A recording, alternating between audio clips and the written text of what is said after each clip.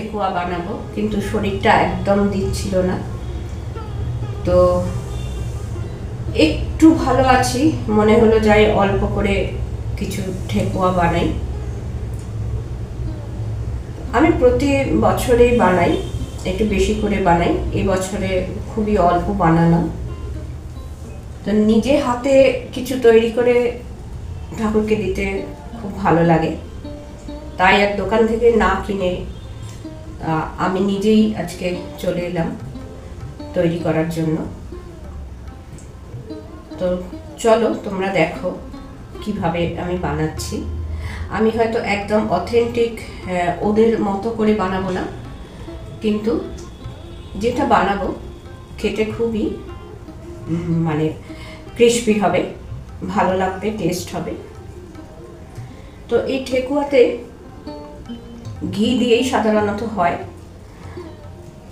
টেস্টটা ভালো হয় ঘি দিলে।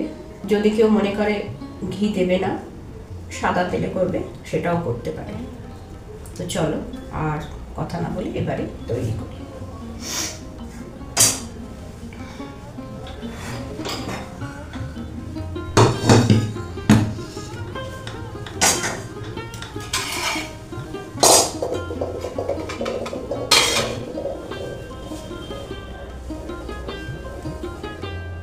নিয়ে নিলাম 2 কাপ আটা। এই ছট পুজো যাদের আসল পুজো, তারা সাধারণত আটা দিয়েই এটা করে।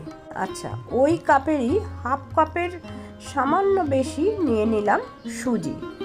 হাফ কাপ নয়, কিন্তু হাফ কাপের আমি সামান্য বেশি সুজি নিয়েছি। এবারে ওই সুজির পরিমাপেরই নিয়ে নিলাম গুঁড়ো চিনি। আমি কি নিচ্ছি তোমরা দেখতে থাকো। এটা নিয়ে নিলাম এই হাফ কাপের একটু বেশি নারকোল, নিয়ে নিলাম 1 চিমটা লবণ। এবারে নিয়ে নিলাম হাফ চামচ, চায় চামচের হাফ চামচ এলাচ গুঁড়ো, ছোট এলাচ ভেজে গুঁড়িয়ে রেখেছি সেই এলাচ গুঁড়ো। আর আবার নিয়ে নেব ওই চামচেরই হাফ চামচ মৌরি। মৌরিটাকে একটু হাতে করে এরকম ঘষে নিয়ে আমি এর মধ্যে দেব। এবার দিয়ে দেব ঘি। সেটা দেবার আগে আমি এই শুকনো উপকরণগুলো আমি একটু ভালোভাবে মিশিয়ে নিচ্ছি। কুমকুমের রান্নায় আজ দেখছো ছট পুজো বিখ্যাত ঠেকুয়া প্রসাদ। সবাইকে আন্তরিক শুভেচ্ছা জানাচ্ছি, আমার সমস্ত কাছের দূরের বন্ধুদের। আশা করি সবাই ভালো আছো, সুস্থ আছো।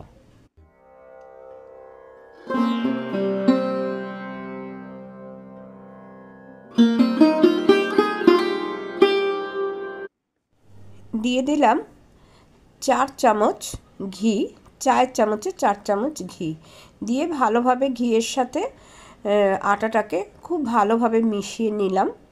এবারে দিয়ে দিলাম সাধারণ চিনি, সেটা দিলাম হাফ কাপ।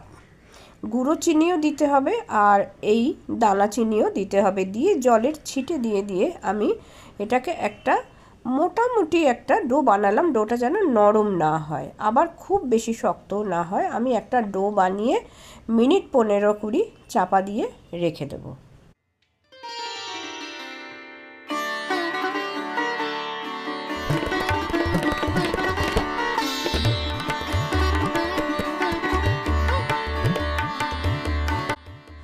এবার সেই ডোটা থেকে ছোট ছোট গোলা বা ছোট ছোট লেচি কেটে নিয়ে বিভিন্ন রকম শেপ দিয়ে নিতে হবে।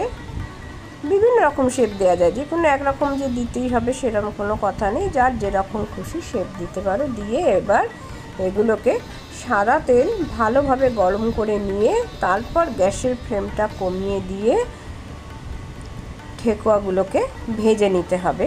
ভাজতে খুব একটা বেশি সময় লাগে না, তবে গ্যাসের ফ্লেম কিন্তু বেশিক্ষণ কমিয়ে রাখা যাবে না, আবার সাথে সাথে একটু বাড়িয়ে নিয়ে ঠেকুয়াগুলোকে ভেজে নিতে হবে।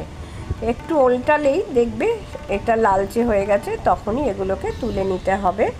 গরম অবস্থার থেকে এটা যত ঠান্ডা হবে তত মচমচে ভালো হবে, বেশি হবে।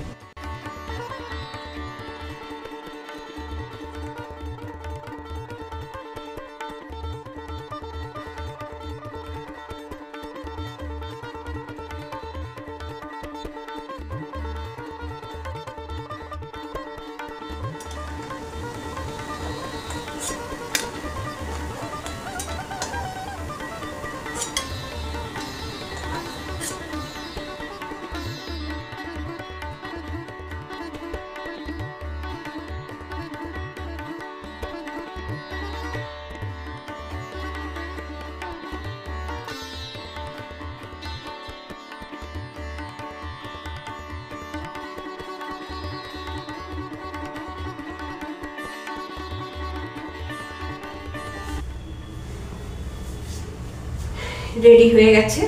এবারে আমি ঠাকুরের জন্য সাজিয়ে নিই। আমি ঠাকুরের একটা ডিশ এনেছি।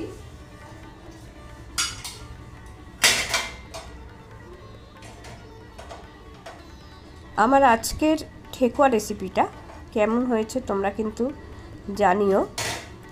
তোমরা এভাবে একদিন বাড়িতে তৈরি করো, খুবই সহজ, কোনো ঝামেলা নেই, কোনো অসুবিধা নেই। মোটামুটি সব উপকরণই ঘরে থাকে, যেগুলো থাকে না সেগুলো সামান্য কিছু, সেগুলো একটুখানি কিনে নিয়ে আসা যায়।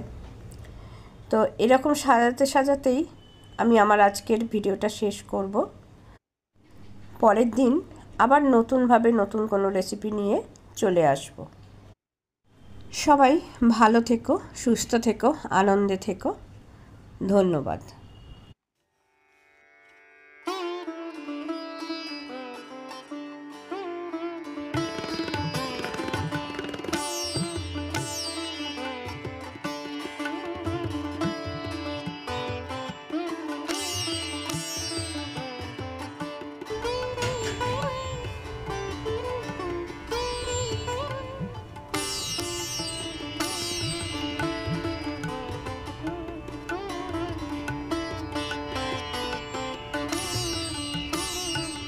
এইভাবে আমার ঠাকুরকে সাজিয়ে দেওয়ার ইচ্ছা আছে।